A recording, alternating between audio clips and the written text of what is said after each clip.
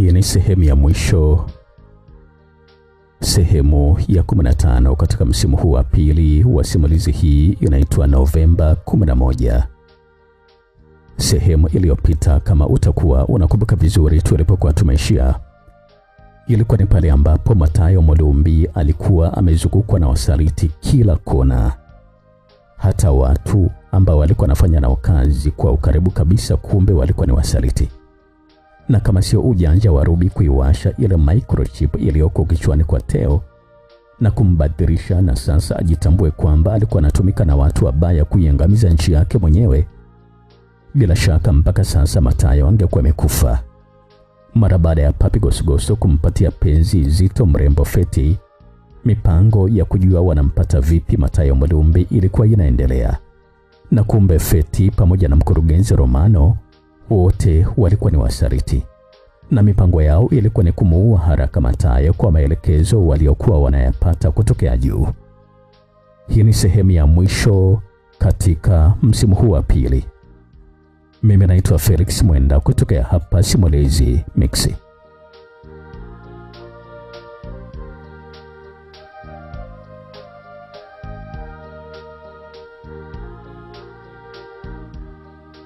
Lakini hapa kuna kitu kinanishangaza sana. Matayo alitekwa na watu wasiojulikana, akapelekwa pale Silvan Hotel.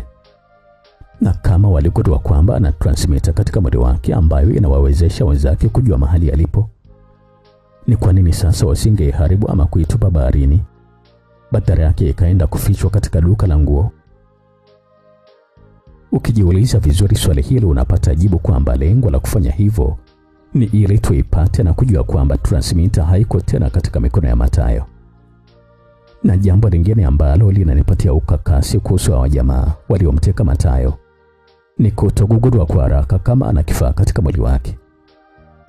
Jasusi kama Matayo anapotekwa, kitu cha kwanza kabisa lazima akaguliwe kujua kama ana kifaa chochote hatari katika mwili wake.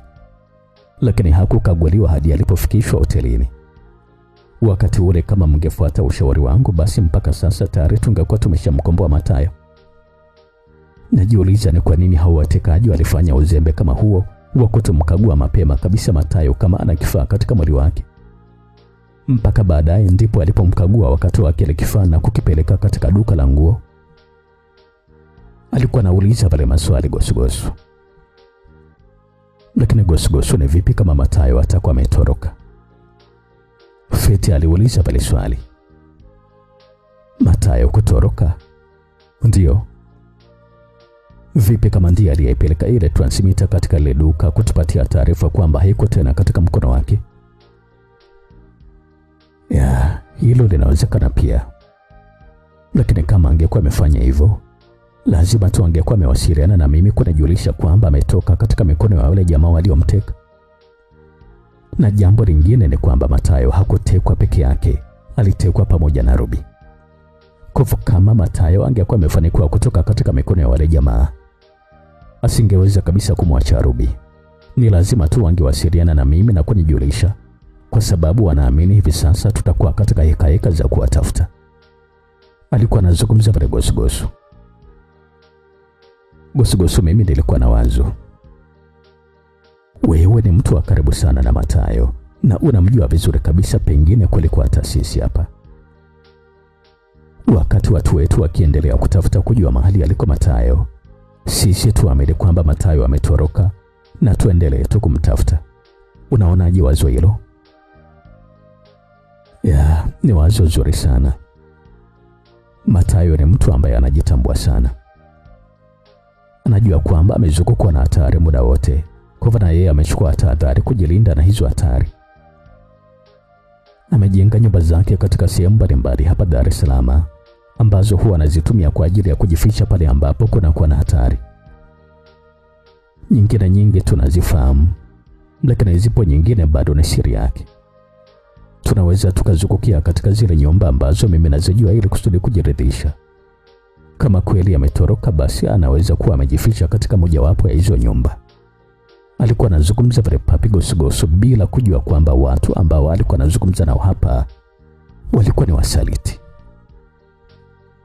Nimekuelewa Gosogoso, tutafanya hivyo. Tutagawana sehemu mbili. Wewe utakwenda kuzungukia nyumba hizo. Mimi nitabaki hapa nikiendelea kuwasiliana na watu wetu. Na kama utafanikiwa kumpata Matayo, basi utanijulisha mara moja. Na kama itatokea atakupigia pia utanijulisha. Hilo ni wazo zuri pia. Sawa. Nisubiri kidogo basi nikafuatilia kama kuna taarifa yoyote imepatikana mpaka sasa. Endelea kupumzika hapa kitandani na kuja. Alikuwa anazungumza Feti na kisha alitoka na kumfuata jamaa mmoja, akampatia maelekezo ya kuweka vifaa katika gari ambalo Gosugosu atalitumia ili kusudi wapate kujua kila sehemu ambayo Gosugosu ataelekea. Alimwelekeza pia kutega kifaa cha kunasa sauti ndani ya gari. Vile alimwelekeza kuweka kifaa ambacho kitawawezesha kulifuatilia hilo gari na kuliona sehemu zote ambazo litakuwa linaelekea. Mara baada ya dakika kama 15 kila kitu kilikuwa tayari. Feti akarejea tena kule chumbani. Gosugosu, vijana bado wanaendelea tu kufuatilia. Watakapofanikiwa kupata chochote basi nitakujulisha. Alikuwa anazungumza Feti na kisha alimsindikiza Gosugosu mpaka kwenye gari na kuondoka. Muda mfupi mara baada ya Gosugosu kuondoka, gari nyingine ambalo lilikuwa na watu 4 ambalo alikuwa amewaandaa Feti kwa ajili ya kumfuatilia Gosugosu nalo pia likaondoka. Mara baada ya kuhakikisha kila kitu kimekwenda vizuri, akarejea tena ofisini kwake na kisha kuwasha kompyuta na kuanza kumfuatilia Gosugosu kupitia vile vifaa ambavyo alikuwa ameweka kwenye gari yake. Gosugosu tayari nimeshamfunga kamba mguuni. Hawezi kabisa kufurukuta.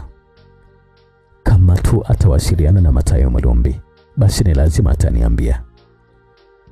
Tayari ameshaonja utamu wa asali na ni lazima tu atataka kuendelea kula mzinga mzima. Kwa hivyo lazima tu atakuwa ananiambia kila kitu ambacho kinaendelea. Kwa sasa natakiwa kumtafuta Teo kujua mahali alipo ni wapi. Alikuwa na waza tu Feti na kisha kuchukua simu yake na kutafuta namba ya Teo. Akampigia lakini bado simu yake haikuwa inapatikana. Alijaribu kupiga namba nyingine kadhaa na zote hazikupatikana kabisa. Meelekea wapi tena jamani? Na nyote mtakuwa salama kweli? Na ni kwa nini wote simu zenu hazipatikani? Alikuwa anajiuliza swali na kisha kutafuta namba iliyokuwa na jina la mkurugenzi na kisha akaipiga. Hello Feti, vipi, kuna taarifa mpya? Alikuwa anazungumza vile mkurugenzi kutokea huko upande wa pili wa simu baada ya kupokea simu. Mpaka sasa kusema kweli kabisa hatujajua mahali aliko Matayo ni wapi. Teo pamoja na wenzake hawapatikani kabisa kwenye simu na hatujui kabisa walipo mpaka sasa. Kuna namna yote ambayo umeipata ya kuweza kujua alipo Teo? Walichoniambia wataalamu ni kwamba Teo aliwekewa mfumo wa pekee yake tofauti na wenzake kwa sababu tayari alikuwa ameshaondolewa kwenye kikosi. Mfumo huo mdogo pia ulikuwa unategemea mfumo mkuu. Kwa sababu huo mfumo mkuu umeharibiwa na kirusi, basi hakuna namna yoyote ambayo tunaweza kumfuatilia Teo. Alikuwa anazungumza pale mkurugenzi. Lakini mkurugenzi, kusema kweli kabisa hivi ndivyo tunazidi kukwama. Muda unazidi kukimbia na hakuna taarifa zozote kuhusu Matayo, kama ameuawa ama bado yuko hai. Hatujui kabisa akina Teo kama wameuawa ama bado wako hai. Nilichofanya nimemtuma Papi Gosugosu kwenda kufuatilia katika nyumba zile za siri za Matayo ambazo anazijua, ili kusudi tujue kama Matayo atakuwa amejificha huko iwapo alifanikiwa kutoroka. Ni wazo zuri pia Feti. Lakini kuwa makini sana na yule jamaa. Ni mtu hatari sana. Ni mmoja kati ya watu waaminifu mno kwa Matayo Mulumbi, na yuko tayari hata kutoa maisha yake mwenyewe kwa ajili ya kumpigania Matayo. Kuwa makini kabisa asiweze kujua chochote kile. Usijali kabisa mkurugenzi, niko makini sana. Na Gosugosu hawezi kabisa kukujua kitu chochote kile. Yuko chini ya uangalizi wangu mimi. Vizuri. Hatua zipi zingine zinaendelea kwa sasa kujua alipo Matayo? Bado uchunguzi unaendelea mkurugenzi pale hotelini ambako Matayo alikuwa amepelekwa. Nasubiria tu majibu kutokea kwa vijana wetu kule hotelini. Feti, Kusema kweli kabisa, na uona mkwamo mkubwa sana katika mambo yetu kama tu Matayo hatapatikana mpaka jioni ya leo. Mkurugenzi, mimi nakuhakikishia wazi kabisa kwamba Matayo Mulumbi atapatikana na tutajua tu kama ni mzima ama amekufa. Kitu kikubwa ambacho bado naendelea kukuomba ni kumpata Teo. Ni yeye ndiye ambaye anaweza kufupisha ile zoezi kwa kutuambia Matayo kama yuko hai ama amekufa, kwa sababu walikuwa wote. Na kama kuna namna yoyote tunaweza kumpata Teo, basi tusaidie tafadhali. Kuna mtu mmoja nilimwomba anifanyie uchunguzi kuhusiana na Teo na namna vile ambavyo tunaweza kumpata. Kama atanipatia jibu, basi nitakujulisha mara moja. Sawa, nashukuru sana mkurugenzi. Alikuwa anazungumza Velefeti na kisha alikata simu. Natakiwa pia kumjulisha Madam Zai kuhusu hiki ambacho kimetokea. Alikuwa anawaza Velefeti na kisha kutafuta namba ya Zai na kumpigia. Halo Feti, vipi, mambo yanakwendaje huko? Kila kitu kimekamilika? Alikuwa anauliza vile swali Zai mara baada ya kupokea simu.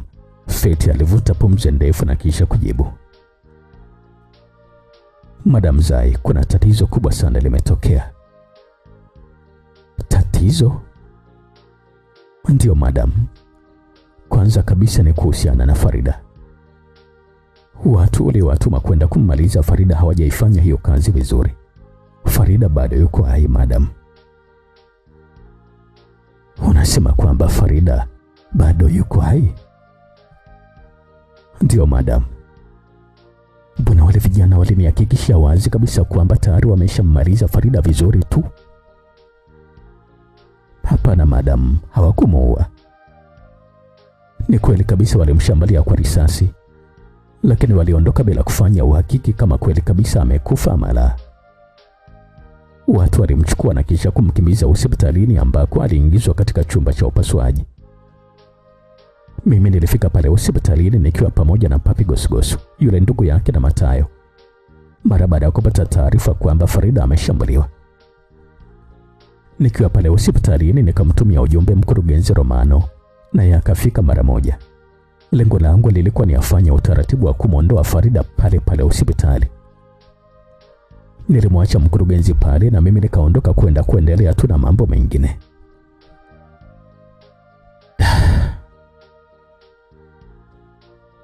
Kwa sababu ya uzembe wao, sasa wametupatia kazi ya ziada ya kummaliza yule mwanamke. Na mmemchunguza je, kabla ya kupigwa risasi tayari alikuwa amekwisha onana na akina Matayo?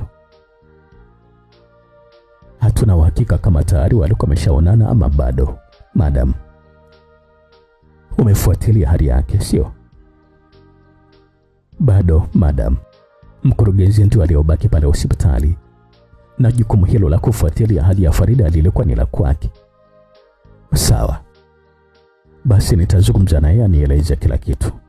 Turejea katika ile misheni kuu sasa. Vipi, Matayo Mulumbi tayari ameshauawa? Kusema kweli kabisa, hapo ndiko kwenye tatizo lingine madam. Mpaka sasa hatujui kabisa kama Matayo ameuawa ama bado.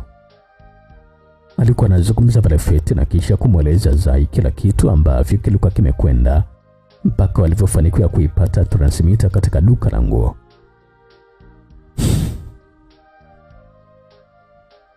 Kusema kweli kabisa Feti, umenistua sana. Hii sio taarifa nzuri kwetu hata kidogo. Tunatakiwa kujua mara moja mahali aliko Matayo Mulumbi na wapi, ama kama amekufa basi tupate mwili wake.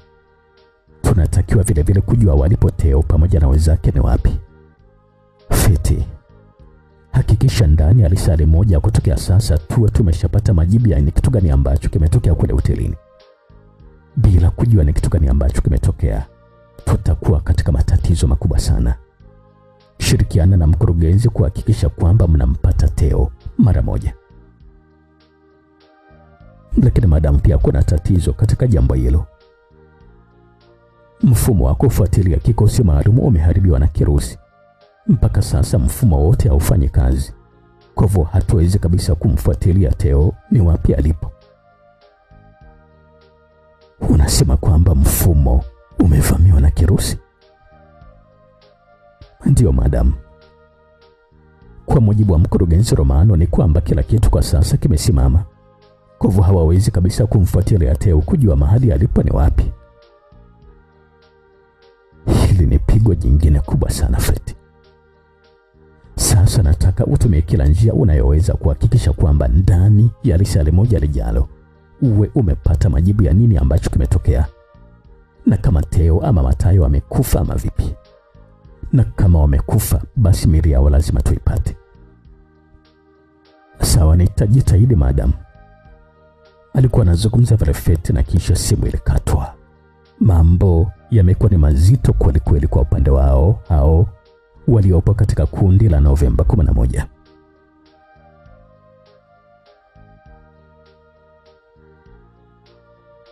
Tukielekea tena upande wa pili, simu ya mkurugenzi Romano ilikuwa inaita. Mpigaji alikuwa ni Rais wa Jamhuri ya Muungano wa Tanzania. Mkurugenzi alipokea simu hiyo mara moja. Mheshimiwa Rais, Romano, nimezungumza na daktari mkuu wa hospitali ya Mtodora. Amenipatia taarifa nzuri kwamba wameshamaliza upasuaji ambao wanasema kwamba ulifanyika kwa mafanikio makubwa. Na kwa sasa mgonjwa yuko katika chumba cha uangalizi maalum. Wanaendelea kufuatilia maendeleo yake kwa karibu. Tayari nimeshamwelekeza mkuu wa jeshi la polisi kuhakikisha hicho chumba alimo Farida kinakuwa na ulinzi mkali wa polisi kwa saa zote 24. Na pale ambapo atazinduka basi atahamishwa katika hospitali ya Douglas Memorial ambako ni salama zaidi. Nimeona itakuwa ni vizuri kama nikupatia taarifa hiyo. Alikuwa anazungumza vile Mheshimiwa Rais. Asante sana Mheshimiwa Rais. Na hiyo naweza kusema kwamba ni taarifa nzuri sana. Nina uhakika wa asilimia zote kwamba tutapata taarifa muhimu kutokea kwake kuhusiana na watu waliotaka kumuua. Mkurugenzi, zoezi la kurudisha mfumo wa kikosi maalum limefikia wapi mpaka sasa? Mheshimiwa Rais, bado wataalamu wetu wanaendelea tu na hilo zoezi. Mimi tayari nimetoka hapo, ninaendelea kuwasiliana nao kwa simu, lakini mpaka sasa bado hawajafanikiwa. Wanaendelea tu kushirikiana na wataalamu wa kampuni iliyotengeneza mfumo ule ili kusudi tuone namna gani ambavyo mfumo wetu unarudi. Bado jambo hili linaniumiza sana kichwa kusema kweli kabisa mkurugenzi, kwa namna vile ambavyo imetokea. Vipi kuhusu kile kikosi maalum cha majasusi 14 waliopandikizwa akili bandia? Tayari wamejulikana mahali walipo? Ndiyo Mheshimiwa Rais, wamerejea na kumbe walikuwa katika mazoezi yao tu. Vizuri. Uangalizi mkali sana unatakiwa kuwepo kuanzia sasa kuhusu hao jamaa mpaka hapo mfumo wa ulinzi utakavyorejea. Hilo linashughulikiwa vizuri kabisa Mheshimiwa Rais. Na vipi kuhusu lile swala la kutekwa kwa Matayo Mulumbi mkurugenzi? Kuna chochote labda umekipata mpaka sasa? Kwa sababu nimezungumza pia na mkuu wa jeshi la polisi nchini. Wanaendelea na uchunguzi, lakini mpaka sasa hawajafanikiwa kabisa kupata chochote. Mheshimiwa Rais, hata mimi mpaka sasa kwa upande wangu sijafanikiwa kabisa kupata chochote. Kuna timu nimeituma kufanya kazi hiyo ya uchunguzi, na pale ambapo atabaini mahali aliko Matayo, basi kikosi cha Swira ambacho kipo katika utayari kitaingia kazini kwenda kumwokoa mara moja. Vizuri mkurugenzi, endelea kunipatia taarifa. Sawa Mheshimiwa Rais. Alikuwa anazungumza vile mkurugenzi Romano Mapunda, na Rais alikata simu bila kujua kabisa kwamba hata huyu mtu wake ambaye alikuwa anamwamini kwa asilimia zote 100 pia alikuwa ni msaliti.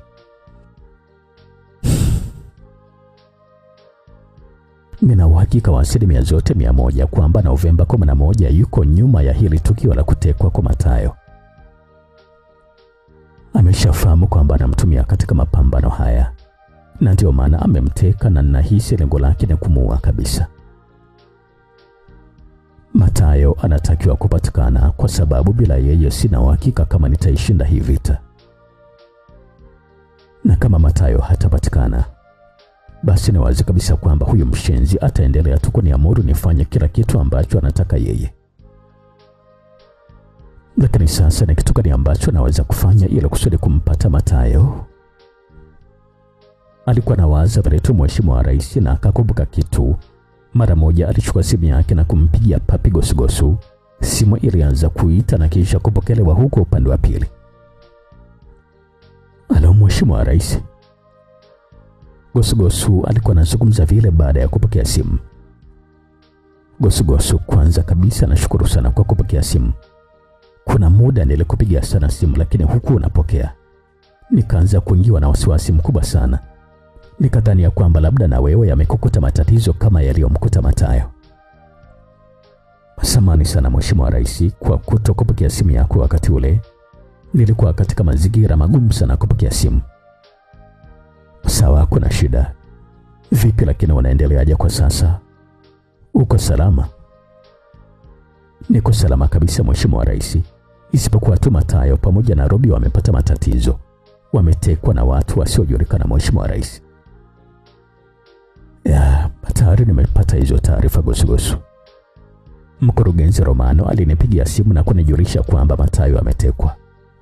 Gosugosu, tafadhali sana na kuomba uje hapa Ikulu mara moja tuzungumze, tujue ni namna gani tunaweza kumpata Matayo Mulumbi.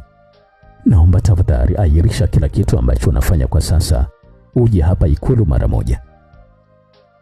Sawa Mheshimiwa Rais, nakuja hapo Ikulu sasa hivi. Alikuwa anazungumza pale Papi Gosugosu na kisha Rais alikata simu. Nashukuru sana nimempata Gosugosu. Wala sasa naweza kusema kwamba nimepata matumaini ya kumpata Matayo. Alikuwa anawaza pale Mheshimiwa Rais. Gosugosu yeye hakujua kabisa kama katika gari yake ambalo alikuwa anatumia kulikuwa kumewekwa vifaa maalum kwa ajili ya kunasa sauti. Hata mazungumzo haya kati yake na Mheshimiwa Rais, Feti alikuwa ameyasikia vizuri kabisa. Ni kosa kubwa sana Gosugosu amefanya kuzungumza na Mheshimiwa Rais. Haikupaswa kabisa hiyo kutokea. Na kama Gosugosu atakwenda Ikulu kama ambavyo amesema, basi atamweleza Mheshimiwa Rais kuhusu Farida.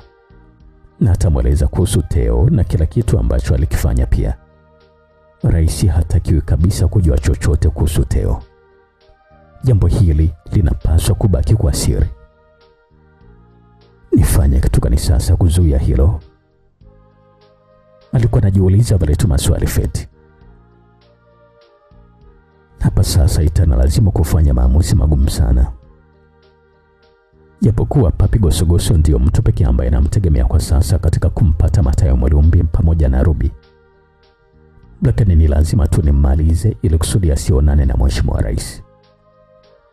Alikuwa anawaza vile tu Feti na kisha alichukua simu yake na kutafuta jina ambalo lilikuwa limeandikwa Limo na kisha akampigia. Hello Madam Feti. Limo, kuna mabadiliko yametokea hapa.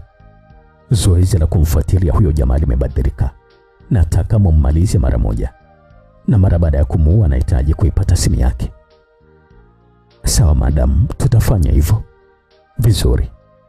Nahitaji kazi ifanyike vizuri. Usijali kabisa madam. Alikuwa anazungumza pale jamaa huyo kutokea huko upande wa pili wa simu. Feti alikata simu na kisha kuitupa mezani, akasimama na kisha kushika kiuno.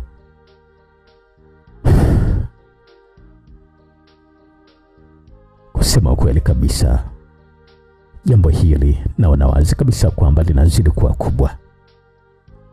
Alikuwa anawaza pale tu bidada Feti.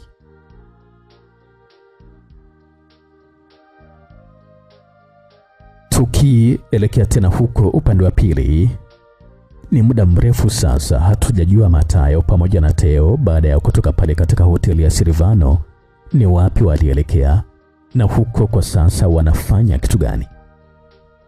Gari la Teo lilitoka katika geti kuu la kuingilia pale Silvano Hotel. Mara baada ya kuingia barabarani akageuka nyuma. Matayo, unaweza kujitokeza sasa. Alikuwa anazungumza pale Teo na Matayo ambaye alikuwa amejifunika na turubai nyuma ya gari akainuka, akajifuta vumbi na kisha kukaa kwenye kiti cha katikati. Umeniumiza sana Teo. Na lazimika kutazama kwa kutumia jicho moja sasa hivi. Malengo yako hasa ya kunipiga namna kama ile alikuwa ni yapi? Utanisamehe sana Matayo, kusema ukweli kabisa hata sikuwa najua ni kitu gani ambacho nilikuwa nafanya. Lakini usijali sana, tutampata daktari atakupatia matibabu na utakuwa sawa. Na kwa sasa tunaelekea wapi? Kwanza kabisa tunakwenda kumchukua Ruby. Alafu tutaelekea mahali salama kabisa, na kisha baada ya hapo tutajua ni kitu gani ambacho kinaendelea. Wewe Ruby umemfahamu vipi Teo? Matayo, ni kama nilivyokueleza mwanzo tu kwamba sisi tunajua kila kitu kinachokuzunguka wewe. Kwa hivyo usishangae kabisa mimi kumjua Ruby. Tutazungumza zaidi tukifika sehemu salama, lakini kwa sasa pumzika. Alikuwa anazungumza vile Teo, na safari ilikuwa nazidi kuendelea kimya kimya.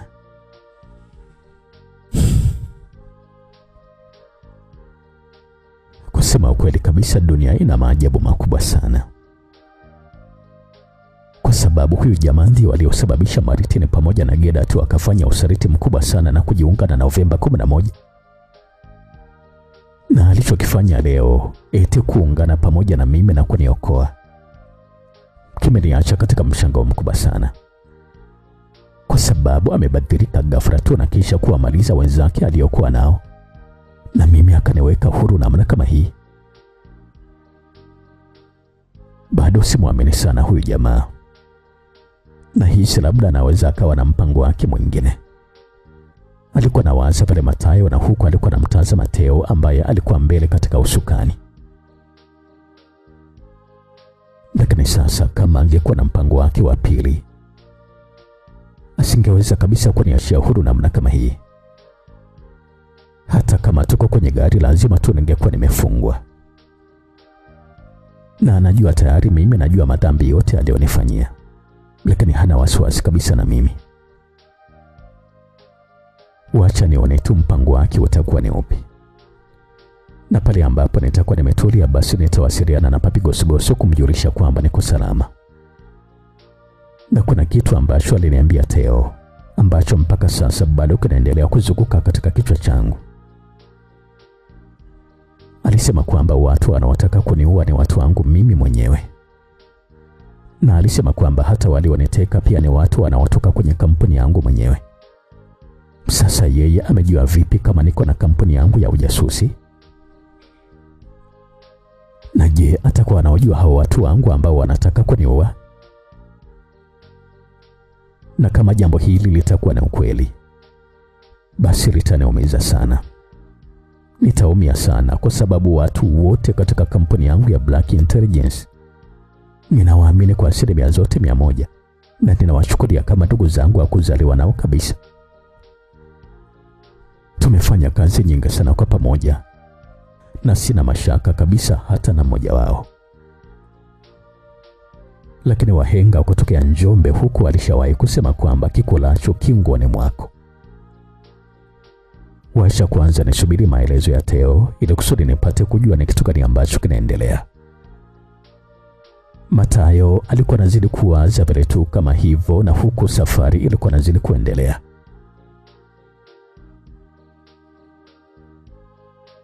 Mara baada ya safari ya dakika chache walifika kule ambako Ruby alikuwa amefungwa. Mlango wa chumba ambacho alikuwa Ruby ulifunguliwa. Akaingia mtu ambaye alifanya Ruby apatwe na mshtuko. Relax Ruby, usiwe na wasiwasi. Alikuwa anazungumza pale Teo. Ruby alifunika kompyuta yake haraka na kisha kusimama. Vipi Ruby, unaendeleaje? Alikuwa anasalimia vile Teo, na Ruby alikuwa anamtazama tu Teo bila kujibu chochote kile.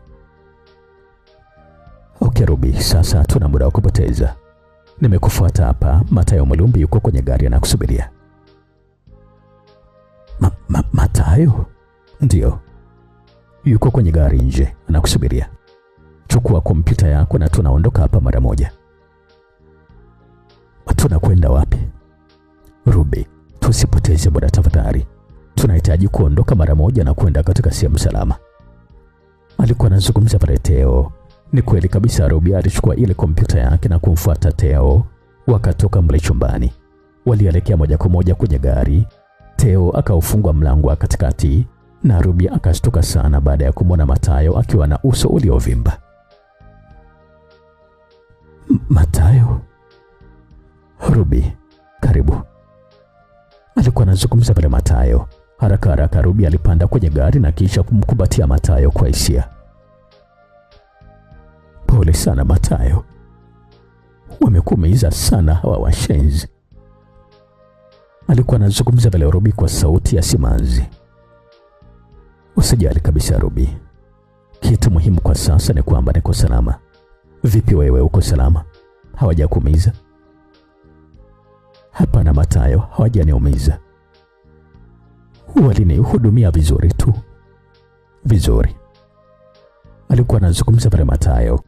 Tayari gari ilikuwa imeshaondoka pale getini na kuingia barabarani.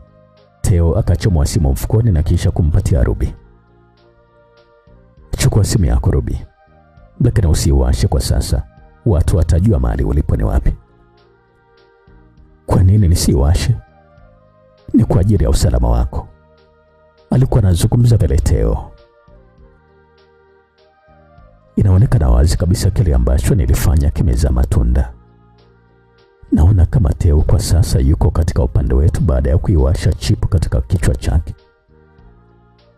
Lakini wacha kwanza niwe mtulivu nione kile ambacho kinaendelea.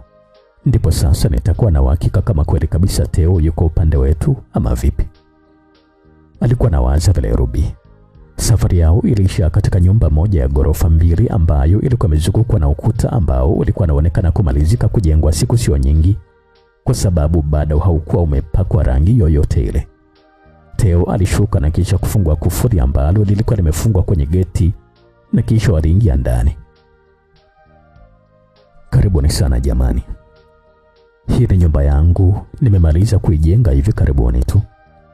Nimejenga kwa siri kubwa sana. Hakuna mtu yoyote ambaye anaifahamu. Nilimtumia rafiki yangu mmoja kuijenga hii nyumba, na wiki kama 2 tu zilizopita ndipo amenikabidhi funguo. Karibuni sana tafadhali. Alikuwa anazungumza pale Theo baada ya kushuka kwenye gari. Alifungua mlango na kisha waliingia ndani. Ilikuwa ni nyumba nzuri sana. Jamani, hakuna samani zozote humo ndani zaidi ya viti 3 ambavyo walikuwa na vitumia mafundi kupumzika. Hapa ndipo mtaishi kuanzia sasa na msiwe na hofu yoyote ya usalama wenu. Hapa mko salama kwa asilimia zote 105. Na nitawaacha kidogo na kwenda kufanya mpango wa samani na vitu vingine mbalimbali ambavyo vinahitajika hapa. Sintochukua muda mrefu sana. Nafikiri kwamba mara baada ya saa moja nitakuwa nimerejea. Na shauri msiwasiliane na mtu yoyote kwa sasa kumjulisha kwamba mpo hapa. Alikuwa anazungumza pale Theo, akawaaga wake na Matayo na kisha aliondoka. Walichukua vile viti ambavyo vilikuwa ndani na kisha kwenda kupumzika chini ya mti. Matayo, ni kitu gani kinaendelea hapa? Na imekuwaje mpaka Theo ambaye tulikuwa tunajua kwamba yuko katika upande wa Novemba 11 ghafla tu amebadilika na yuko katika upande wetu na kutusaidia kama hivi? Ruby alikuwa anauliza pale swali. Sura yake ilikuwa inaonyesha ni kweli kabisa alikuwa anahitaji kupata majibu ya uhakika kutokea kwa Matayo.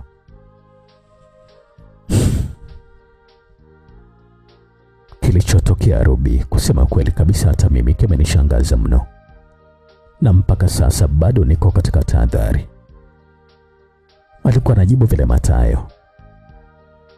Ni kitu gani haswa ambacho kimetokea Matayo? Mimi nilipozinduka nilijikuta tu nipo katika chumba chenye mwangaza hafifu. Nilikuwa nimefungwa na kamba kwenye kiti. Alikuwa anazungumza pale Matayo na kisha kumuonyesha Ruby alama za kamba ambazo alikuwa amefungwa katika kiti. Na mara baada ya dakika chache walikuja watu 5. Mmoja wao alikuwa ni Theo. Alikuwa anaendelea kuzungumza pale Matayo na kisha kueleza kila kitu ambacho kilitokea baada ya Theo kuwasili. Na kuna kitu ambacho kilitokea ghafla tu na kunishangaza. Theo alinyamaza ghafla tu na kuzama katika tafakari nzito. Hakuna mtu ambaye alikuwa anajua ni kitu gani ambacho kimemtokea. Lakini ghafla tu alichomoa bastola 2 na kisha kufanya kitu ambacho sikuwa nimetarajia. aliwachapa risasi wale wenzake wote wanne na kisha kuwaua pale pale. Kilikuwa ni kitendo cha kufumba na kufumbua. Mara baada ya hapo akanifungua kamba na kuniambia kwamba sasa niko huru. Akanitaka tuondoke. Nilimwambia kwamba siwezi kuondoka pale mpaka niambie sababu ya kuwageuka wenzake na kuwaua. Akasema kwamba anataka kunisaidia mimi kwa sababu niko katika hatari kubwa sana ya kuuawa. Na alikwenda mbali zaidi na kusema kwamba wanaotaka kuniua ni watu wangu mimi mwenyewe. Na hata watu walioniteka na kunipeleka pale walikuwa ni watu wangu mimi mwenyewe. Alikuwa anazungumza vile Mathayo. Anamaanisha nini sasa anaposema kwamba ni watu wako wewe mwenyewe? Ruby, mtanisamehe sana. Kuna jambo ambalo sikuwa nimewaeleza wewe pamoja na Gosugosu. Jambo gani Mathayo? Mimi namiliki kampuni yangu ya ujasusi inaitwa Black Intelligence. Alikuwa anazungumza vile Mathayo. Kilipita kimya cha sekunde chache na Ruby akauliza swali. Ni kwa nini sasa ukaanzisha kampuni mpya ya ujasusi na wakati ulikuwa na Deep Undercover Unit ambayo ilikuwa inafanya kazi vizuri kabisa? DUU ilikuwa ni kwa ajili ya Tanzania, Ruby. Ni mali ya Watanzania. Na madhumuni ya kuanzishwa kwake ni kwa ajili ya kusaidia ulinzi wa nchi. Lakini Black Intelligence ni kampuni yangu binafsi kwa ajili ya kunisaidia kufanikisha mambo yangu mbalimbali. Na kuna mambo mengi sana ambayo nahitaji kuyatekeleza. Nataka kuvuka mipaka ya Tanzania. Nimekwisha fanya mengi sana hapa nchini. Kwa hivyo nataka niwasaidie pia ndugu zetu katika nchi nyinginezo za Afrika. Na ndio maana nikaanzisha kampuni hiyo maalum kwa ajili ya Afrika na Waafrika wote pia. Kampuni hii haitakuwa na mipaka ya kufanya kazi. Itafanya kazi katika nchi zote za bara la Afrika. Kwa sasa haijaanza kazi rasmi. Niko katika hatua za mwanzo kabisa za kuandaa miundombinu. Nahitaji kuwa na rasilimali watu, vifaa vya kisasa kabisa, kwa sababu ujasusi wa sasa unafanywa zaidi kwa kutumia teknolojia. Kwa sasa naomba kwanza niishi hapo. Lakini pale mambo yatakapokuwa yamekamilika vizuri, basi ndipo nilikuwa napanga kuwajulisheni. Maandalizi ya kampuni hii ni asiri sana. Lakini sasa nimeshangazwa tayari Theo anajua kila kitu kuhusu mimi. Na anasema kwamba watu kutokea kwenye hiyo kampuni yangu ndio wanaotaka kuniua. Na hata kuniteka, wao ndio waliniteka pia. Alikuwa anazungumza vile Mathayo. Kwa sasa Mathayo, wewe unamwamini hiki ambacho amezungumza huyu jamaa? Ni kama nilivyokuambia tu Ruby kwamba siwezi kumwamini kwa asilimia zote 100. Lakini kuna kitu ambacho nimekiona ambacho kinanifanya nimwamini. Kama utalichunguza tukio zima la kutekwa kwetu na vile ambavyo lilitokea, utabaini kwamba kuna kitu cha ukweli ambacho Theo anazungumza. Watu waliotuteka ni wazi kabisa kwamba walikuwa wanatufuatilia. Mimi na watu wangu wachache tuna transmitter katika miili yetu kwa ajili ya kuonyesha mahali tulipo. Ni kama nilivyokueleza kwamba tuko katika maandalizi ya ofisi kuu. Kwa hivyo tunafanya majaribio ya hiyo programu ya kufuatilia transmitter kuwa na ufanisi wake. Transmitter ile inawawezesha watu wangu kufahamu kila mahali ambapo mimi nipo. Kwa hivyo ilikuwa ni rahisi sana kwao kunifuatilia na kuniteka. Na kabla hatujatoka pale mahali ambako nilikuwa nimepelekwa mara baada ya kutekwa, Theo akanitaka niondoe kwanza ile transmitter mkononi. Akamtuma mtu wake akaipeleke mahali fulani. Kwa sasa hilo linanifanya niweze kumwamini Theo. Ruby, nina uhakika mkubwa kabisa kwamba Theo amebadilika na anataka kushirikiana na sisi. Na kwa kauli yake alisema kwamba kuna mambo mengi sana mimi siyajui. Na akanitaka niwe mtulivu, ataniambia kila kitu. Kwa hivyo acha kwanza tumsubiria arejee tuone ni kitu gani ambacho atatuambia. Hayo ndio yaliyotokea kwa upande wangu mara baada ya kutekwa. Vipi kwa upande wako, ni kitu gani ambacho kilitokea? Alikuwa anamaliza kuzungumza pale Bwana Mathayo na kisha kumwachia Ruby swali. Mimi nilipotekwa nilipelekwa katika ile nyumba mlimonikuta.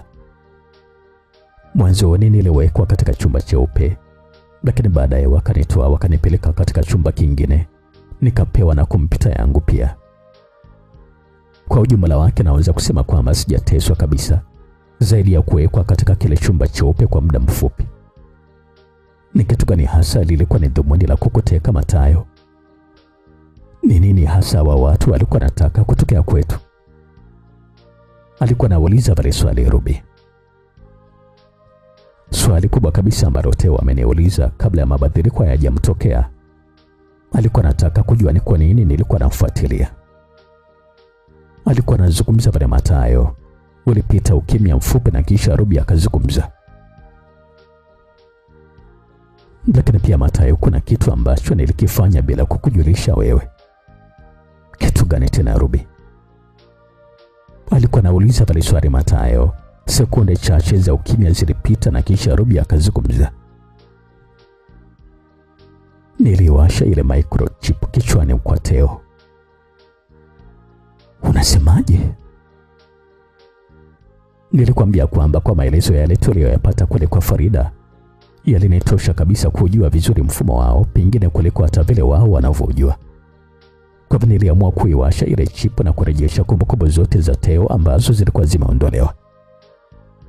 Alikuwa anazungumza pale Ruby. Mathayo alimtazama Ruby na kutikisha kichwa. Ama kweli kabisa Ruby, umeshindikana. Yaani kwa dakika zile chache kabisa tayari ulikuwa umekwisha elewa kila kitu. Namshukuru sana Mungu Mathayo, kwa sababu amenipatia uwezo mkubwa sana. Sipendi kujisifu, hapana. Lakini najikubali sana kwamba kichwa changu ni chepesi sana na ninaweza kucheza na mfumo wowote ule vile ambavyo nataka. Nilifanikiwa kuiwasha ile microchip, nikazitafuta kumbukumbu ambazo zilikuwa zimefutwa na kisha nikazirejesha. Alikuwa anazungumza pale Ruby na kisha kumweleza Mathayo namna vile ambavyo alifanya. Basi hapa sasa ndio nimepata jibu Ruby. Nakumbuka vizuri kabisa Teo wakati akiendelea kunihoji alitulia ghafla. Akafumba macho na kisha akaonekana kama vile alikuwa amezama katika mawazo mazito. Nafikiri kwamba wakati ule ndipo walipobonyeza kitufe cha enter na kumbukumbu zilizoondolewa zikarejea katika ile chipu. Na mara baada ya pale ndipo alipochomoa bastola ghafla na kuwatandika risasi wenzake wote aliokuwa nao. Alikuwa anazungumza pale Mathayo. Nilimwomba sana Mungu anisaidie kile ambacho nilikuwa nimekusudia kufanya kifanyike, na ni kweli kabisa kimefanyika. Ashukuriwe sana Mungu. Alikuwa anazungumza pale Ruby na huku alikuwa anatabasamu. Mathayo akajikuta alikuwa anamkumbatia Ruby kwa furaha, kwa sababu ni kweli kabisa bila Ruby kujiongeza na kufanya ujanja kama ule, Teo asingerejesha kumbukumbu zake, na kule kwenye chumba ambacho Mathayo alikuwa ametekwa ndio alikuwa anafia pale. Kusema kweli kabisa Ruby, wewe umekuwa ni msaada mkubwa sana kwangu na kwa hii nchi pia. Naomba sana isijetokea wewe pamoja na Gosugosu mkanisaliti. Hilo haliwezi kabisa kutokea Mathayo. Nimejitolea maisha yangu yote kwa ajili ya kusaidia nchi yangu. Naamini kabisa kwamba nikiwa pamoja na wewe na Papi Gosugosu pia tunaweza kusaidia nchi yetu ikawa na maadili mazuri. Na nitatumia uwezo wangu wote nilio nao kuisaidia nchi yangu dhidi ya watu waovu. Nina uhakika huo pia kwa Papi Gosugosu. Uzalendo wake alionao kwa nchi hii sio wa kupotelea shaka hata kidogo. Sisi tutakuwa pamoja na wewe mguu kwa mguu katika mapambano yote ambayo utakuwa unapitia. Kama tu ambavyo umekuwa unatuambia siku zote kwamba uliletwa hapa duniani kwa ajili ya kuisaidia nchi hii ya Tanzania. Basi na sisi tunasema kwamba Mungu amekusaidia wasaidizi watiifu ambao ni mimi pamoja na Papi Gosugosu. Alikuwa anazungumza pale Ruby. Ruby, asante sana kwa maneno yako ambayo naweza kusema kwamba yamenipatia faraja kubwa sana. Na sio kwamba siwaamini, lakini nilikuwa nataka tu kusikia kutoka kwenye kinywa chako. Asante sana kwa mara nyingine tena kwa kile ambacho ulikifanya Hatimaye Teo akabadilika na kuwa katika upande wetu. Kumbukumbu zake ziliporejea katika ile chipu yake ya kichwani, ghafla akajitambua yeye ni nani na nini majukumu yake kwa nchi hii ambayo anatakiwa kuyafanya.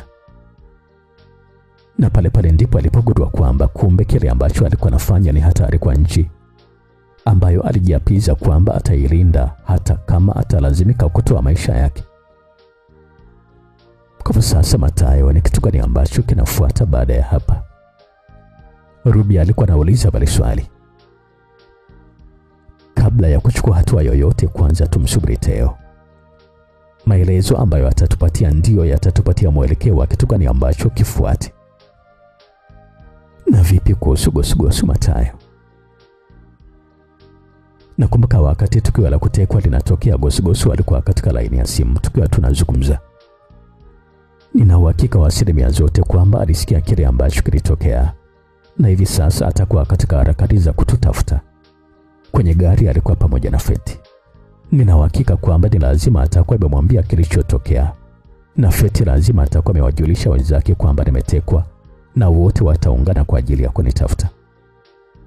Na kama Gosugosu alimwambia Feti ni kitu gani ambacho kilitokea, na shangani kwa nini hawajafanya juhudi zozote za kunikomboa wakati walikuwa na uwezo wa kunifuatilia na ile transmitter na kujua nilipo. Mathayo alikuwa anazungumza vile. Na hiyo Mathayo inanifanya hata mimi nikubaliane na kile ambacho Teo amezungumza, kwamba kuna kitu ambacho kinaendelea katika kampuni yako. Na kwa sasa wakati bado tunaendelea kusubiria kujua mengi kutokea kwake Bwana Teo, tusimjulishe kwanza Gosugosu jambo lolote, na pale ambapo tutakuwa tunajua kinachoendelea basi ndio tutawasiliana naye. Alikuwa anazungumza pale Mathayo. Lakini pia Mathayo, kuna jambo lingine. Sikuishia tu katika kuiwasha ile microchip ya Teo, bali nilichukua pia mfumo wote wa kikosi maalum na kumiliki mimi. Umeweza vipi kulifanikisha hilo Ruby? Ni ngumu sana kukueleza mpaka ukaelewa Mathayo, kwa sababu ni mambo ya kiutaalamu sana. Niambie Ruby, tafadhali sana. Kwa ufupi ni kwamba nilifanya uchepuzi wa mfumo nikaweka katika umiliki wangu, na kisha nikapandikiza virusi ambavyo vilikwenda kuharibu kabisa mfumo wa awali. Kwa hivyo mfumo wote kwa sasa mimi ndio naumiliki. Na nilifanya hivyo kwa ajili ya kuzuia wasiweze kumfuatilia Teo. Kwa sasa hakuna mtu yoyote ambaye anajua Teo yuko wapi, na hawataweza kabisa kumfuatilia tena. Alikuwa anazungumza pale Ruby. Lakini sasa ni vipi kama wataweka mfumo mpya? Wakisema kwamba waweke mfumo mpya, basi itawalazimu kuziondoa zile microchip zote ambazo waliziweka kichwani mwa wale jamaa, na kisha kuziweka microchip mpya, kitu ambacho sio rahisi. Kazi nzuri sana Ruby. Alikuwa anazungumza pale Mathayo, na kumbe sasa tumejua tena kwamba ule mfumo ambao kirusi kilikuwa kimeshambulia ni Ruby ndio alikuwa ameuchukua. Mambo yanazidi kuwa mambo. Tukielekea tena huko upande wa pili kwa Papi Gosugosu, ambaye tunajua vizuri kabisa kwamba baada ya kujulikana kwamba alikuwa anataka kwenda Ikulu kuonana na Mheshimiwa Rais, Feti aliagiza watu wake wamuue kabisa Gosugosu. Sasa Gosugosu alikuwa amezama katika dimbwi zito sana la mawazo. Feti aliniudhi sana kukataa ushauri wangu wakati ule, kwa sababu kama tuangekubali kufuata ushauri wangu, hivi sasa tungekuwa tumeshampata Mathayo. Hata sielewi ni kwa nini alikataa ushauri mzuri kama ule. Niliudhika sana, na ndio maana nikaamua kuwatembezea kichapo kikali namna kama ile. Na sidhani kabisa kama watakuja kukisahau kile kichapo ambacho alikipata. Na wana bahati kubwa sana. Kama tu wasingeamua kunipiga na kitu kizito kichwani na kupoteza fahamu, hata siwe ni kitu gani ambacho kingetokea pale, kwa sababu tayari nilikuwa nimeshafika hatua ya juu kabisa ya kiwango changu cha hasira, na ningeweza kufanya chochote kile pale. na ninaamini kabisa kwamba hata Mathayo atanisamehe kwa kile ambacho nilifanya kwa watu wake. Alikuwa anazungumza pale Papi Gosugosu, na huku alikuwa ndani ya gari akielekea Ikulu ambako ndiko rais alikuwa amemuita. Na ghafla akajikuta alikuwa na tabasamu baada ya picha ya Feti akiwa mtupu kumjia kichwani. Nakubaliana kabisa na ule msemo wa watu wanaosema kwamba kila jambo hutokea kwa sababu maalum. Ule ugomvi umesababisha kuibuka kwa jambo jipya kabisa kati yangu mimi na Feti. Kwa sababu kama isingetokea ule ugomvi, nisingejua kabisa kama Feti alikuwa ananipenda tangu siku ya kwanza kabisa aliponiona. Lakini kitu ambacho akijua ni kwamba hata mimi tayari nilikuwa nimeshaanza kumpenda tangu siku ya kwanza kabisa nilipomwona. Lakini sikutaka kabisa kuzungumza lolote. Na kusema ukweli kabisa, Feti ameumbika mno. Na nafikiri kwamba mara baada ya kumalizika kwa ile sakata la Mathayo na Novemba 11, hapo ndipo sasa tutapata muda mzuri sana wa kuzungumza mambo yetu na kufurahia kwa uhuru zaidi. Alikuwa anazidi kuwaza vile tu Gosugosu. Lakini hata Mathayo pia kusema kweli amenishangaza sana. Na kumbe ana kampuni kubwa tu ya ujasusi, lakini siku zote hajawahi kabisa kutu. Wakati Gosugosu alipokuwa anawaza hayo yote, ghafla tu alitolewa katika mawazo baada ya kuliona gari moja lilikuwa linakuja kwa kasi nyuma yake, na huku alikuwa limewasha taa kumpatia ishara kwamba lilikuwa linataka kumpita. Barabara haikuwa na magari mengi, kwa sasa na yeye aliwasha taa kumruhusu wa nyuma apite. Mara tu gari lile lilipofika usawa wake, sehemu ya juu kabisa ya gari ikafunuliwa. Wakajitokeza jamaa wawili wakiwa na bunduki, na huko sura zilikuwa zimefichwa. Bila kuchelewa walianza kulimiminia risasi gari la Papi Gosugosu. Ilikuwa ni mvua ya risasi. Ghafla gari ya Gosugosu ilipoteza uelekeo na kugonga mti. Lile gari nalo lilisimama. Jamaa wawili wakashuka, na huku walikuwa na bunduki mikononi wakakimbilia hadi katika gari la Gosugosu pale ambapo lilikuwa limegota, na huku walikuwa katika tahadhari kubwa. Jamaa mmoja aliufungua mlango na Papi Gosugosu akaanguka chini kwa sababu alikuwa amewegemea mlango. Walimpekua na kisha kuchukua simu yake, wakarejea kwenye gari lao na kisha kuondoka kwa kasi. Jamaa mmoja alichukua simu yake na kisha kumpigia Feti. Halo Limo, vipi, nipatia taarifa nzuri tafadhali. Kazi imemalizika vizuri kabisa Madam Feti. Imemalizika vipi Limo? Gosugosu amekufa? Ndiyo madam, ni marehemu kwa sasa. Nilikupatia maelekezo kwamba nahitaji kazi nzuri. Mmefanya kweli kama ambavyo nilielekeza? Ndiyo madam. Vizuri.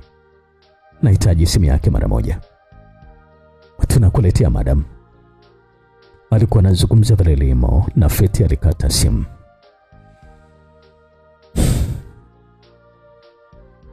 Utanisamehe sana Gosugosu kwa hiki ambacho nimefanya. Lakini sasa sikuwa na namna yoyote nyingine ya kufanya. Ni kweli kabisa kwa penzi ambalo umenipatia jana usiku. Nilitokea kukupenda sana. Lakini sasa ninalinda nafsi yangu na mimi. Kama nitasababisha uzembe wote ule, mimi ndio nitakuwa katika matatizo. Alikuwa na waza vile tu Feti.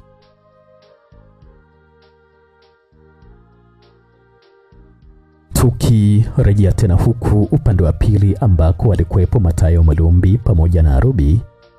Honi ya gari ilimtoa Mathayo ndani na kisha kuelekea getini. Akachungulia na kuyaona kwamba yalikuwa ni magari mawili. Gari moja ilikuwa ni Range Rover na jingine lilikuwa ni gari kubwa tu la mizigo. Mathayo alifungua mlango mdogo wa geti na kisha kumuona Theo akiwa katika lile gari la mbele. Mara moja akalifungua geti na magari yote mawili akaingia ndani. Theo alishuka kwenye gari akiwa na bidada mmoja mrefu mweupe. Mathayo, huyu hapa ni rafiki yangu anaitwa Debora. Nimemleta hapa aje kukuhudumia majeraha yako. Alikuwa anazungumza pale Theo. Mathayo alisalimiana na Debora na kisha akamtaka waelekee ndani. Lile gari la mizigo lilikuwa na samani mbalimbali na zikaanza kushushwa kuingizwa ndani.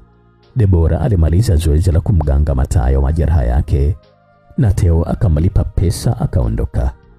Ilichukua masaa mawili kwa samani zote kushushwa kwenye gari na kupangwa vizuri ndani.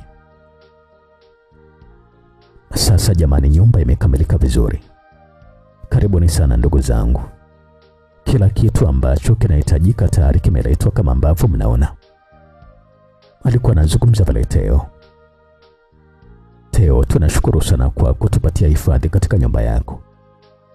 Mara baada ya kila kitu kukamilika, sasa tuendelee na kazi. Kuna mengi sana ya kuzungumza naamini.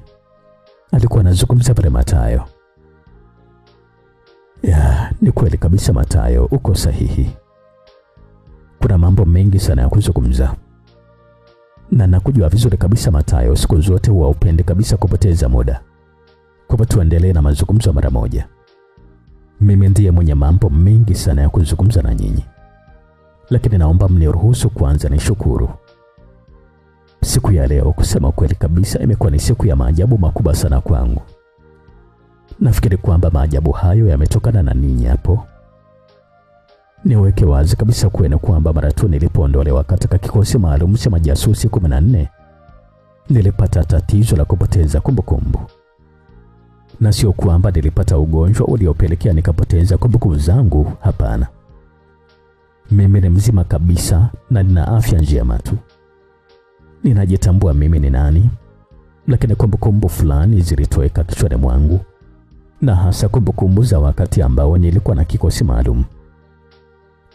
Ninafahamu nilikuwa na kikosi maalum na tulifanya misheni nyingi sana, lakini zote sizikumbuki.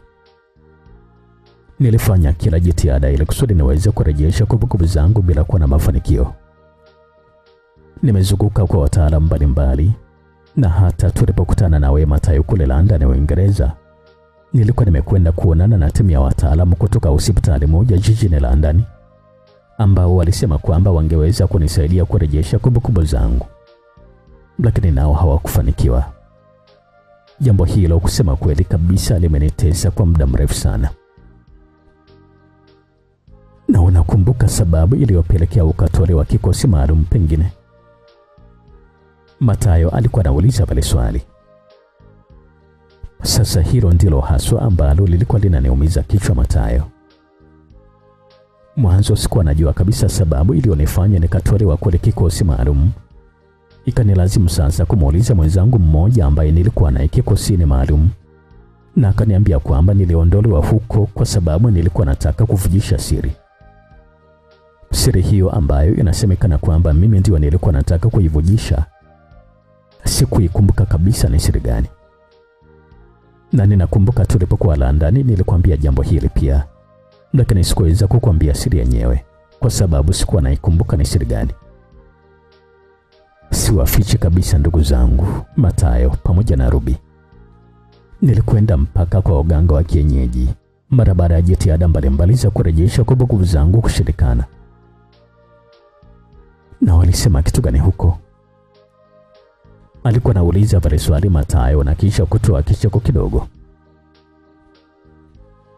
Niliambiwa tu kwamba nimeondolewa kwenye kikosi kutokana na wivu. Wenzangu walinionea wivu wakatengeneza uongo na kisha nikafukuzwa. Niliambiwa kwamba wenzangu hao waliofanya mpaka nikafukuzwa ndio pia wanahusika na suala la kupoteza kumbukumbu zangu. Na mganga alinihakikisha kwamba atanisaidia na kumbukumbu zangu zitarejea. Yule jamaa amekula sana mbuzi zangu pamoja na kuku zangu, lakini bado hakunisaidia kabisa kurejesha kumbukumbu. Alikuwa anazungumza pale Theo na Mathayo aliangua kicheko kikubwa. Sio utani kabisa Mathayo. Mganga amekula sana kuku zangu pamoja na mbuzi. Kwa uchache naweza kusema kwamba mbuzi nilizopeleka sio chini ya 15. Na hao kuku sikumbuki kabisa idadi yake ni wangapi, lakini ni wengi sana. Na hiyo ni mifugo tu Mathayo. Lakini nilimjengea mpaka nyumba mpya kabisa kwa sababu alinipatia matumaini makubwa kwamba kila kitu kitakuwa sawa. Na mimi nilikuwa na kiu kubwa sana kutaka kujua siri gani ambayo ndio nilikuwa nataka kuivujisha. Lakini bado kumbukumbu hazikurejea, sikupata kabisa mafanikio. zaidi ya mganga kuota mpaka kitambi kwa vinono ambavyo nilikuwa nampelekea kila siku. Alikuwa anazungumza pale Teo na wote wakajikuta walikuwa na angua kicheko. Pole sana Teo kwa yote waliopitia. Ruby alikuwa anazungumza vile. Asante sana jamani. Na kusema ukweli kabisa nimeteseka mno ndugu zangu. Hatimaye sasa baada ya mateso ya miaka kadhaa, leo katika hali ya kushangaza tu nakuta kumbukumbu zangu zote zimenirejea. Na sasa naweza kukumbuka kwa 99% ya kila kitu ambacho tulikifanya katika kikosi maalum. Na kwa sasa naikumbuka hadi siri ambayo nilikuwa nataka kuivujisha, ambayo ndio ilinifanya nikaondolewa katika kikosi maalum. Tukio hili la kushangaza lilianza ghafla tu mara baada ya kutoka pale katika hospitali ya Mtodora. Nilianza kuhisi hali ya tofauti kichwani mwangu. Nilikuwa nahisi kama vile chaji za umeme zinapita kichwani mwangu na nikapoteza kabisa fahamu. Dereva wangu akanipeleka nyumbani kwangu na nilipozinduka nikajikuta ni kama vile ni mtu mpya. Nilikuwa najihisi utofauti mkubwa sana, sio kama mwanzo. Nilikuwa najihisi nimekuwa ni mwepesi. Sikuhisi kabisa uchovu. Nilikuwa nahisi ujasiri mkubwa sana kama ule ambao nilikuwa nao wakati nikiwa katika kikosi maalum. Dereva alinishangaa sana nilipomwambia kwamba sihitaji tena dereva. Kutoka nyumbani nilikuja mahali ambako ulikuwa umepelekwa Wema Tayo mara baada ya kutekwa, na yakatokea yale ambayo yalitokea pale. Sitaki kurudia tena kueleza, lakini kama unakumbuka vizuri, ghafla tu nilianza kujihisi hali kama ile ambayo nilihisi nilipotoka hospitali. Nilifumba macho nikaonekana nawaza sana, lakini ukweli kabisa ni kwamba pale ndipo kumbukumbu zote zikaanza kunirejea. Huwezi kuamini kabisa Matayo. Katika ule muda mfupi kabisa tayari nilikuwa nimeshajua hadi siri ambayo ndio ilifanya nikaondolewa kwenye kikosi maalum. Nilifanya jambo ambalo hakuna hata mtu ambaye alikuwa ametegemea. Niliwachapa risasi wale jamaa wote niliokuwa nao pale. Na nilifanya vile kwa hasira mara baada ya kumbukumbu kunirejea na nikajijua mimi ni nani. Na pale ndipo nilipojitambua kwamba kumbe nilikuwa nimekosea sana nchi yangu. Badala ya kusimama katika upande wa wazalendo na wananchi kuipigania nchi yetu, mimi nilikuwa nimechagua kusimama katika upande wa maadui wa nchi. Nilijikuta nilikuwa naumia sana. Ndio maana nikaanza na wale jamaa. Alikuwa anazungumza pale Teo na kisha alinyamaza. Akatazama chini kwa sekunde chache na kisha akazungumza tena. Matayo pamoja na Ruby, nawaomba sana kwa niaba ya Watanzania mnisamehe sana kwa yale yote ambayo niliyafanya. Nilikuwa nimetoka nje kabisa ya mstari na nikafanya mambo mengi sana maovu kwa nchi. Na wakati wote huo sikuwa najielewa kabisa mimi ni nani. Nilifungwa kabisa ufahamu. Alikuwa anazungumza pale Teo kwa masikitiko makubwa sana. Teo, sisi sote ni binadamu na tunafanya makosa. Na kuna binadamu yoyote ambaye hafanya makosa.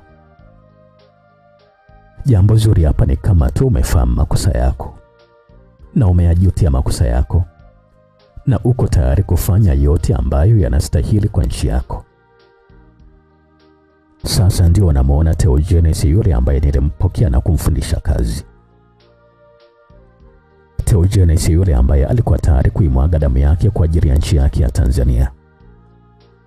Naomba sasa utueleze kwa kina kabisa ni kitu gani ambacho kilikutokea mpaka ukajikuta katika mikono ya maadui wa nchi. Alikuwa anazungumza pale Matayo. Nitawaeleza kila kitu Matayo, lakini kwanza naomba nianze kueleza sababu iliyonifanya nikaondolewa katika kikosi maalum cha majasusi 14. Nataka mwijue hiyo siri ambayo mimi nilijua na nikatishia kwamba nitaivujisha, ambayo ndio ilinipotea mpaka hii leo. Na kuna tatizo Teo. Tuambie tu. Nitaanzia na operesheni dhahabu kama ambavyo tuliita sisi Matayo. Nitaanzia mwanzo kabisa. Sawa Teo, endelea. Hivyo ndivyo ambavyo tuliamua kuiita sisi Operesheni Dhahabu. Tulijulishwa na mkuu wetu kwamba tunatembelewa na mgeni muhimu kabisa usiku wa siku hiyo. Kufa kila mtu awepo kambini itakapofika saa 2 kamili za usiku. Hatukuambiwa kabisa huyo mgeni ni nani ambaye alikuwa anakuja kuonana na sisi. Lakini saa 2 kamili kama ambavyo tulikuwa tumeahidiwa, lilikuja gari moja lenye kuruza V8 yale ya waheshimiwa yale. Huyo ndio alikuwa ni mgeni maalum ambaye tuliambiwa kwamba atakuja. Na kutoka kwenye ile gari alishuka waziri wa ulinzi ambaye baadaye alikuja kuwa waziri mkuu wa Jamhuri ya Muungano wa Tanzania mpaka uteuzi wake ulipotenguliwa hivi majuzi na Mheshimiwa Rais. Na mapema leo asubuhi ameuawa. Ni David Kachembeho. Ndio Matayo, lakini hakuwa peke yake. Aliongozana na aliyekuwa mkurugenzi wa idara ya ujasusi kwa wakati ule, ambaye baadaye aliteuliwa na kuwa balozi nchini Malaysia, na kwa sasa amestaafu na kurejea hapa nyumbani Tanzania. Wawili hao walikuja pale kambini kwetu, walipokewa na mkuu wa kikosi chetu, wakaingia ofisini, wakazungumza kidogo na kisha tukaelekezwa tukutane nao katika chumba cha vikao. Mkuu wa kikosi alifanya utambulisho na kisha akamkaribisha waziri tayari kwa ajili ya kuzungumza na sisi. Teujini si hapa alikuwa anawasimulia wakina Matayo pamoja na Ruby ile siri ambayo ilifutwa kwa miaka mingi sana kichwani mwake. Kwa muda mrefu sana siri hiyo alikuwa anatamani kuitoa wananchi wajue. Lakini wakati anataka kuitoa ndipo akafukuzwa na kutolewa kwenye kikosi maalum cha majasusi 14. Na tumeona kabisa kwamba siri hiyo inamhusu pia waziri mkuu mstaafu aliyekufa. Lakini pia tumeona kwamba siri hiyo inamhusu pia waziri mkuu aliyeuawa, David Kachembeho. Maswali ambayo tunajiuliza hapa, ambayo majibu yake yapo katika msimu ujao, msimu wa 3, ni kwamba je, siri hiyo ambayo Theogenes alikuwa nayo ilikuwa ni siri gani? Lakini pia hatima ya Feti na usaliti wake itakuwa ni gani? Hatima ya usaliti wa mkurugenzi wa idara ya ujasusi wa Tanzania Romano Mapunda itakuwa ni gani? Lakini pia hatima ya Papi Gosugosu ambaye tumeona amemiminiwa risasi za kutosha barabarani na tukiwa hatujui kabisa hali yake kwa sasa itakuwa ni gani? Msimu wa 3 una mambo mengi sana. Tutaanzia hapa katika hii operesheni ambayo Bwana Theo anasema kwamba waliita Operesheni Dhahabu na kuna mgeni alikuja kuwatembelea. Mmoja kati ya wageni hao alikuwa ni David Kachembeho, waziri mkuu wa Jamhuri ya Muungano wa Tanzania ambaye ameuawa na Novemba 11, ambaye tulikuwa tunajiuliza mbona kama Novemba 11 ana kisasi na huyu bwana?